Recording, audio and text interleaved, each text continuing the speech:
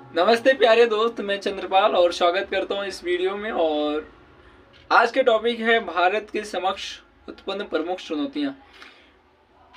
इस पर मैं चुनौतियों को प्रकट करने से पहले मैं आइडेंटिफाई कर देना चाह रहा हूं कि ना तो मैं सरकार का पक्ष हूं और ना तो विपक्ष का पक्ष हूं। मैं बिल्कुल निष्पक्ष हूं। यह वीडियो बनाने का मूल उद्देश्य बस इतना सा ही है कि जो सरकारी तंत्र है या प्रशासनिक जो तंत्र है उनको जागरूक करना, और समय समय पर अगर हम जैसे जागरूक छात्र उनको जागरूक करते रहेंगे तो जो देश के समक्ष चुनौतियां हैं उसका भी इजीली समाधान होता रहेगा और हमारा देश आगे बढ़ता रहेगा। तो सबसे पहले चुनौती हमारे देश के समक्ष ये है कि बेरोजगारी दर। अभी वर्तमान में बेरोजगारी जो दर है 5.2 से लेकर के 5.1 के बीच में बना रहता है।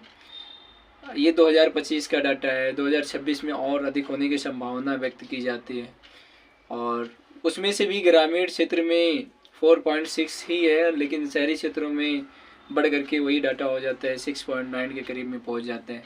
अगर औसतन हम लोग देख लें तो 5.5 के परसेंटेज में है। इसका मतलब ये है दोस्त कि अगर 100 लोग नौकरी की तलाश करना चाह रहे हैं या मांग रहे हैं नौकरी, तो उसमें से 5.5 लोग को नौकरी हमारे देश में नहीं है।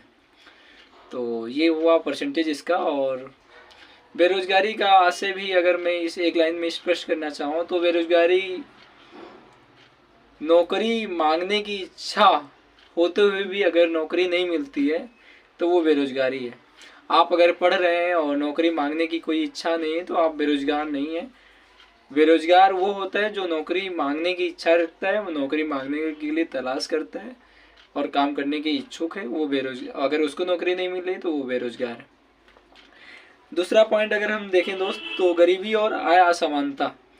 तो ये दूसरा पॉइंट है, गरीबी और आय असमानता। अभी 2025 में 10 दिसंबर को एक नया रिपोर्ट आया था, जिसमें इस रिपोर्ट में आया कि 1% लोगों के पास में 40 से 50% संपत्ति है देश की, और निचले 50% लोगों के पास में देश की संपत्ति 3 से लेकर के 6% के बीच में था। 3 से लेकर के 50% निचले लोगों के पास में देश की जो संपत्ति है 3 से 6% के बीच में है, मतलब बहुत कम। 1% के पास में 40 से 50%, दूसरे के पास में 3 से 6%, बहुत कम है ना। और आय कमाने की अगर बात करूं मैं तो देश में जो आय का कमाते हैं 10% लोग 58%, मतलब 60% आय कमाते हैं, 2/3 लगभग। और 50% निचले तबके के लोग या निचले 50% लोग 15% हिस्सा आय में भागीदार लेते हैं। तो ये भी काफ़ी गैप है, मतलब एक वर्ग ज़्यादा आय कमाता है, दूसरा वर्ग बहुत कम आय कमाता है। तो जब आय ही कमाएंगे तो संपत्तियां भी कम ही रहेगी। तो ओबियसली तो ये चुनौतियां हैं, गरीब अमीर की जो खाई है बढ़ती जा रही है। मैं हमेशा एक चीज़ कहता हूँ अपने शब्दों में कि भारत में गरीब एक दो दुनिया है, एक अमीरों की दुनिया है, एक गरीबों की दुनिया है। गरीब अपने में एक उसका फ्रेंड सर्किल होता है और अमीरों का एक अलग फ्रेंड सर्किल होता है। तो ये बहुत बड़ी आय जो खाई है अमीर गरीब की तो है भारत में, वास्तविकता है। तो वास्तविकता को छिपाया नहीं जा सकता है। शिक्षा की गुणवत्ता भी हमारे देश में थोड़ी कमज़ोर है। अभी नई शिक्षा नीति आई है परंतु वो पूरी तरह से लागू नहीं हो पा रही है, तो उस पर अमल किया जाना चाहिए। अच्छी व्यवस्था थी, मतलब जो अभी नई शिक्षा आई है वो अच्छी है, लेकिन अभी हर जगह लागू नहीं हो पा रहा है, उसकी गुणवत्ता पर अमल नहीं किया जा रहा है। लागू भी हो रहा है तो जो उसके मूल उद्देश्य है, जो उसकी और अच्छी उसकी व्यवस्था है, उसको अमल नहीं किया जा रहा है। इसीलिए रटन प्रणाली भी है, कौशल आधारित शिक्षा का अभाव है। हम लोग भी जब 12th पास किए कोई स्किल नहीं था, तो है ये देश में चुनौतियाँ। कौशल स्किल वगैरह नहीं होता है। ग्रेजुएशन पास कर लेते इंसान, या हम लोग के जो दोस्त यार हैं उनके पास भी कोई स्किल नहीं होता है। तो है ये चुनौतियाँ, इसको स्वीकार करना पड़ेगा, इस पर अमल किया जाना चाहिए कि कैसे दूर हो, तभी हमारा देश विकसित राष्ट्र बन सकता है, या विश्व गुरु की जो संकल्पना है वो पूरा हो सकती है अगर शिक्षा पर, स्वास्थ्य पर ध्यान नहीं देंगे। अगला चुनौती है चौथा, स्वास्थ्य सेवाएं। ग्रामीण क्षेत्र में कई सारे ढांचाओं के भी अभाव है। स्वास्थ्य ढांचाओं की, जो प्राथमिक स्वास्थ्य केंद्र होते हैं ना, वो भी जर्जर अवस्था में। कई जगह तो ऐसे है कि अस्पताल में डॉक्टर ही नहीं हैं, डॉक्टरों की भी कमी है, सुविधाएं भी नहीं है, एम्बुलेंस भी नहीं है, मेडिकल्स या दवाइयाँ उपलब्ध नहीं रहते हैं। बहुत सारे ऐसे गाँव में हैं, तो उसकी निरीक्षण प्रॉपर की जाने की आवश्यकता है, उस पर लगातार निगरानी बरते जाने की आवश्यकता है, और वहाँ पर इंफ्रास्ट्रक्चर और सुविधाएं मुहैया करवाने की आवश्यकता है। 5वां पॉइंट है जनसंख्या दबाव। जनसंख्या दो आयनों में देखी जाती है, जनसंख्या घातक भी हो जाती है और जनसंख्या लाभकारी भी हो जाती है, जिसको जनांकीय लाभांश कहते हैं। वही जनसंख्या जब संसाधन के रूप में है तो वो लाभकारी हो गई, क्योंकि संसाधन के रूप में हर जो जनसंख्या है वो प्रोडक्टिव होगा और अच्छा इनकम कमाएगा, अच्छा पैसा कमाएगा, देश की उन्नति करेगा। लेकिन वही जनसंख्या आश्रित हो जाए एक दूसरे पर, एक दूसरे पर, एक दूसरे पर, तो फिर वो जनसंख्या घातक हो जाती है, क्योंकि लोग एक दूसरे पर आश्रित हैं, कोई कमाने वाला नहीं है, एक कमाएंगे 10 खाएंगे। इससे आय का डेवलपमेंट नहीं होगा, आय कम ही होती चली जाएगी। तो ये हो गया। और इससे क्या होगा कि जनसंख्या अगर लाभकारी नहीं हुई तो रोजगार में भी वृद्धि होगी, मतलब रोजगार में भी कमी आएगी और सेवाओं में भी एक बोझ बढ़ जाएगा।